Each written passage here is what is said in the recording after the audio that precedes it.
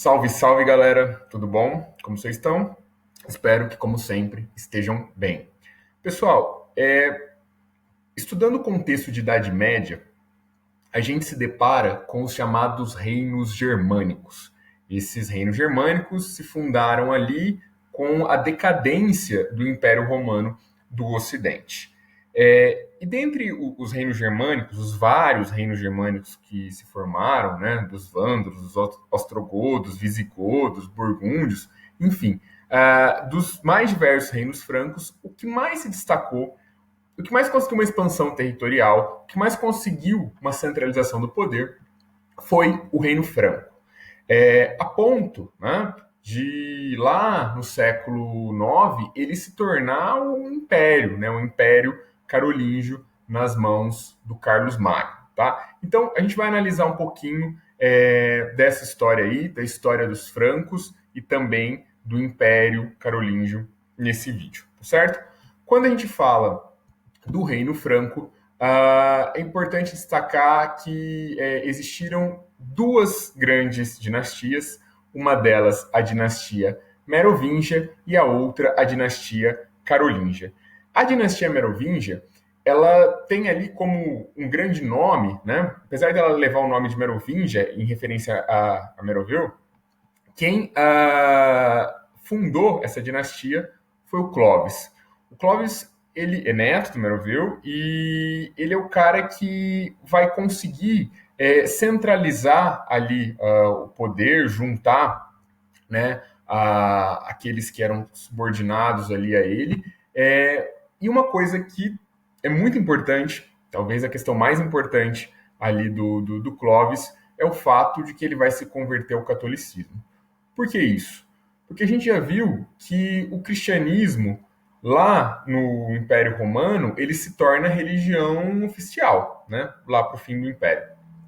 E vai ser uma religião importante dentro do Império Romano. Só que quando o Império Romano começa a ser dominado por outros povos, pelos germânicos, o que vai acontecer é que esses povos, de origem, eles eram politeístas. E aí, quando Clovis ele se batiza no catolicismo, né, no cristianismo, ele vai acabar se tornando um governante cristão e vai fazer uma aliança com a igreja. Essa aliança vai ser importante para o desenvolvimento do Reino Franco e também para o desenvolvimento da Igreja Católica.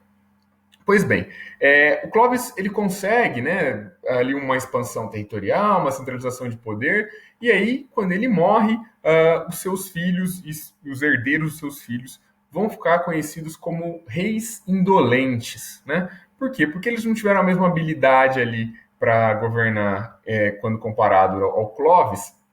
E aí uma outra coisa que vai acontecer é que eles vão acabar deixando o poder nas mãos de uma figura chamada de major-domus, né? O que era um major-domus? Era uma ideia de mordomo, era aquele que era o braço direito do rei. Então, a figura do major-domus ela se torna importante no Reino Franco. E aí eu vou destacar três nomes que foram major-domus e que, né, o último deles, que como vocês podem ver, o Pepino Breve, até sai desse status de major-domus, se torna um rei do Reino Franco.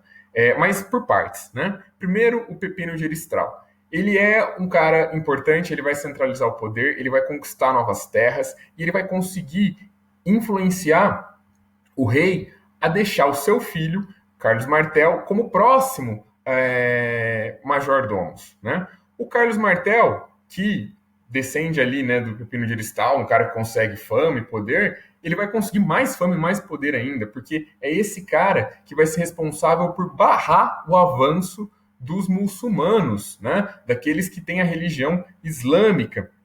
A galera ali, os árabes muçulmanos, eles vão sair ali da Península Arábica, vão dominar todo o norte da África, vão dominar a Península Ibérica e vão tentar subir ali, né, para a região de onde hoje é a França. Mas ali, na Batalha de Poitiers, o Carlos Martel vai conseguir barrar eles, né? E isso vai ser algo bem importante.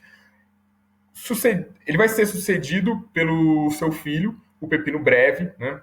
Que tinha essa alcunha aí porque faltava ali tamanho, né? Ele era breve. e esse vai conseguir, mais uma vez, expandir a coisa toda. Ele vai conquistar algumas terras e doar essas terras para a igreja, né, que vão compor o patrimônio de São Pedro ali, né, na região da Península Itálica. E com isso ele vai conseguir apoio da igreja para, inclusive, ele ser visto como o rei, né, dos francos, em 751. Assim, ele coloca fim a dinastia da Merovingia, né, colocando lá o Childerico III como o último dos merovingios, e iniciando uma nova dinastia em homenagem ao pai dele, né, ao Carlos Martel. Essa dinastia é a dinastia Carolíngia. E aí, essa dinastia ela é o auge dos francos, inclusive é nesse contexto que vai ter o Império Franco, né?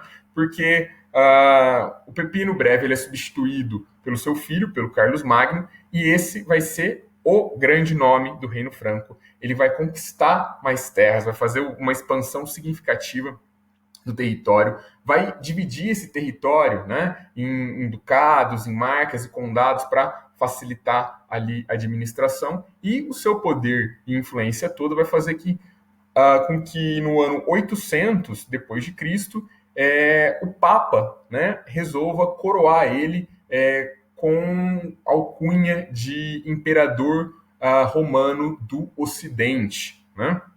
Você tinha o Império Bizantino lá no Oriente, mas o Ocidente, depois que cai Roma em 476, fica sem um imperador ali. Então ele ganha esse título. E, né, o cara vai entrar aí para a história. O problema é que com a morte dele, o seu filho, o Luís, o Piedoso, não tinha a mesma habilidade para governar que o seu pai, né? Então o que acontece? O Luís o Piedoso vai estar muito mais ligado a questões teológicas do que propriamente a questões militares, né? E isso vai fazer com que ele tenha um governo fraco. Com, né, a sua saída do poder, com a sua morte, assina-se o Tratado de Verdun em 843, que é a igreja ali intermediando com os descendentes do Luís o Piedoso, né, com os netos do Carlos Magno, uma divisão do Império. Então, o Império Franco, né, o Império Carolíngio aí, ele vai acabar sofrendo uma divisão no qual você tem, né, onde hoje seria basicamente a França, fica nas mãos do Carlos o Calvo, a região ali de onde hoje é parte da Alemanha ocidental, a gente está ali, teria formado o Reino de Lotário, e o que seria uma Alemanha oriental, né, ocidental ali o Reino de Lotário, oriental o Reino do Luís o Germânico. Essa divisão, pessoal, ela vai ter consequências pesadas ali para o contexto europeu, porque com a decadência do Império Carolíngio, a gente vai ter uma fragmentação do poder. O poder nunca mais vai ser centralizado como ele foi lá nas mãos do Carlos Magno, né? Então, isso fragmenta o poder e acaba dando força para os governantes locais, para aqueles que eram senhores de terra, né, para os condes, para os duques e tudo mais. Isso vai acabar fortalecendo o feudalismo, né, que é uma das grandes características da sociedade europeia ali do período medieval, né, da Europa no seu lado ocidental.